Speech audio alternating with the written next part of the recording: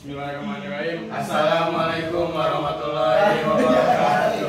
Waalaikumsalam warahmatullahi wabarakatuh. Alhamdulillahirrahmanirrahim. Wabillahi nasta'in wa ala umuri dunyawati. Wassalatu wassalamu ala asyrofil anbiya'i wal mursalin wa ala alihi wa sahbihi ajmain amma ba'du. Pertama-tama yang paling utama, mari kita panjatkan puja serta puji syukur kita kepada Allah Subhanahu wa taala yang telah memberi kita banyak, yang telah memberi kita nikmat sehingga kita dapat berkumpul di tempat yang insyaallah ini. Amin. Yang kedua, salawat beserta salam mari kita aturkan kepada Nabi kita, Nabina wa Syafiina wa Maulana Muhammad sallallahu alaihi wasallam. Allahumma shalli wa sallim wa barik alaihi. Yang dimana beliau telah membawa dari zaman jahiliyah hingga zaman yang modern seperti saat ini. Ya, di sini kami bertiga akan menjelaskan tentang hari kiamat di bab 3 tentang beriman pada hari kiamat.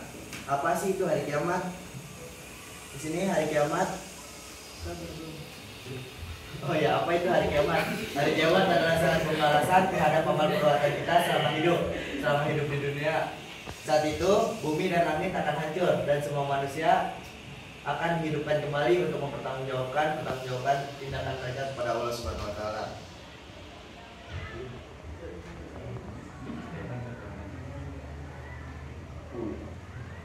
Dalil Quran tentang hari kiamat. Dalam Al-Quran, Allah Subhanahu wa taala memberikan petunjuk tentang datangnya hari kiamat melalui berbagai ayat dan cerita. Dalam setiap ayat tersembunyi keindahan dan hikmah yang harus kita pahami. Di sini ada surat Al-Qaryah yang artinya Al-Qaryah, hari kiamat yang menggetarkan. Apakah Al-Qaryah itu? Tahukah kamu apakah hari kiamat itu? Pada hari itu manusia seperti laran yang berterbang-terbangan dan gunung-gunung seperti bulu yang berhamburan. Di surat dalil ini terdapat banyak hikmah, yakni menjelaskan tentang kiamat bagaimana. Apa itu kiamat?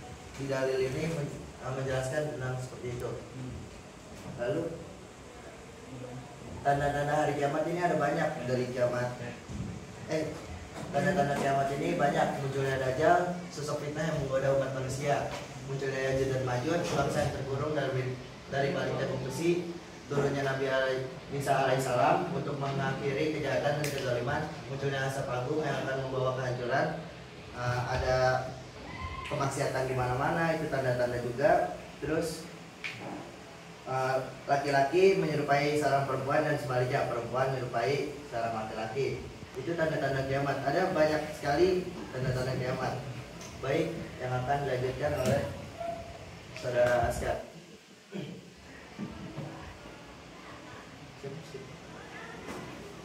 Selanjutnya adalah peristiwa-peristiwa bisa pada hari kiamat. Urutannya adalah pertama ada kiamat kecil atau kiamat sugro. Kiamat artinya segala sesuatu di dunia akan meledak dan hancur secara tiba-tiba seperti besi yang dipanaskan hingga titik balik. Kedua, kita akan ada hisab dan timbangan. Hisab dan timbangan adalah semua amal perbuatan akan ditimbang, baik sedikit maupun banyak. Dan keadilan akan ditegakkan dengan sempurna. Di hisab dan timbangan ini semua organ-organ tangan, mata akan berbicara. Sebagaimana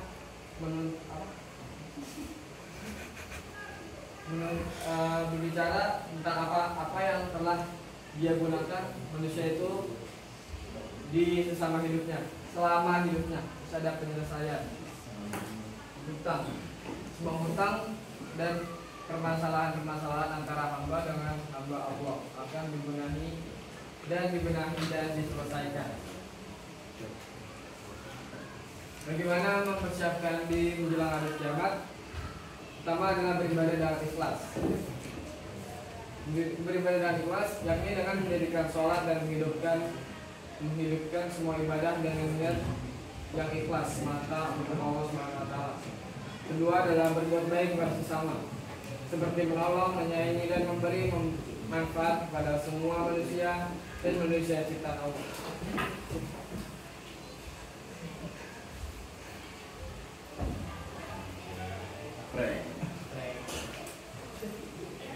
Banyak amal soleh, melakukan amal perbuatan yang baik dan terus meningkatkan kualitas keimanan dan takwa kita kepada Allah.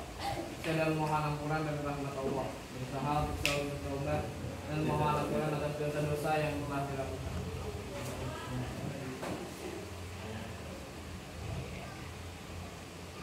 Oke. Apa yang akan terjadi setelah hari kiamat? Jadi terjadinya yang pertama itu adalah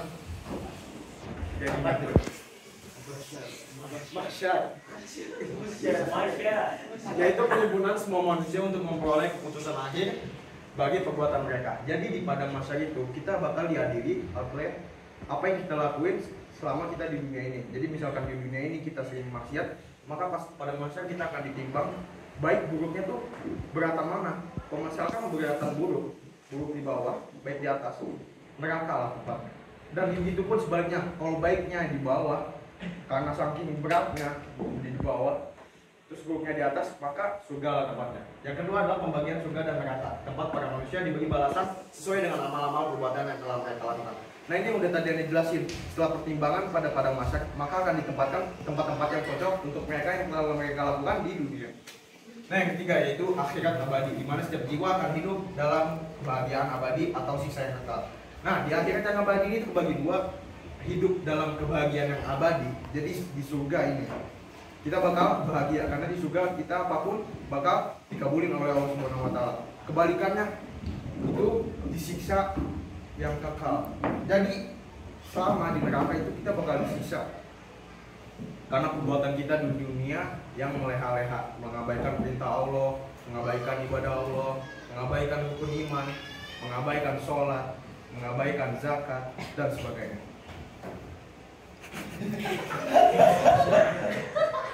Dari kesimpulan dan pesan akhir yaitu hari kiamat adalah realitas yang tak terelakkan. Mari kita mempersiapkan diri dengan kesadaran bahwa semua amal perbuatan kita akan dihitung pada saat itu, melayani Allah dan berbuat baiklah selagi kita masih diberi kesempatan untuk hidup. Lanjut ke terakhir sesi pertanyaan. Ada yang bertanya?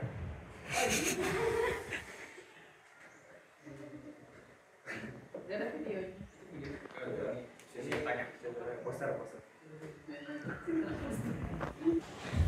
Kan setiap amal kebaikan itu selalu ditimbang, tapi kenapa ada pelaku maksiat yang bisa masuk surga karena memberi minum seekor anjing? Jadi itu merupakan produk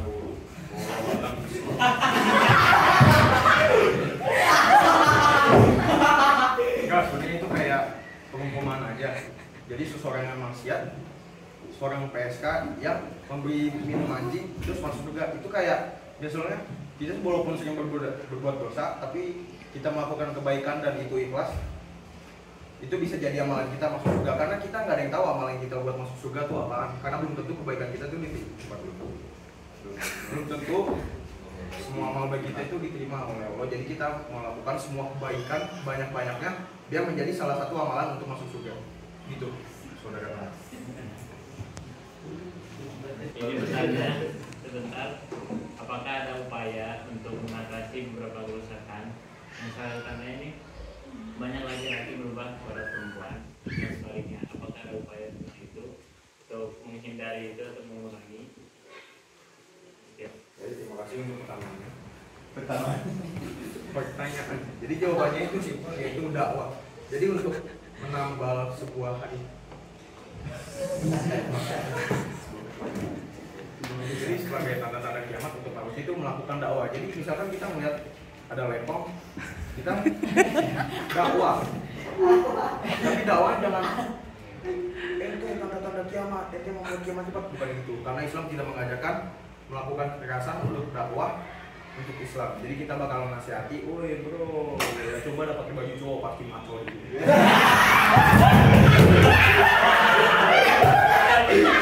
Jadi begitu. Ada lagi yang mau nanya? Baik, terima kasih. Sekian yang sudah kami sampaikan. Terima kasih atas pertanyaannya. Apabila ada yang salah datangnya dari Al-Qayyul Asma. Terima kasih dan kebenaran datangnya hanya dari Allah Subhanahu wa taala. Wassalamualaikum warahmatullahi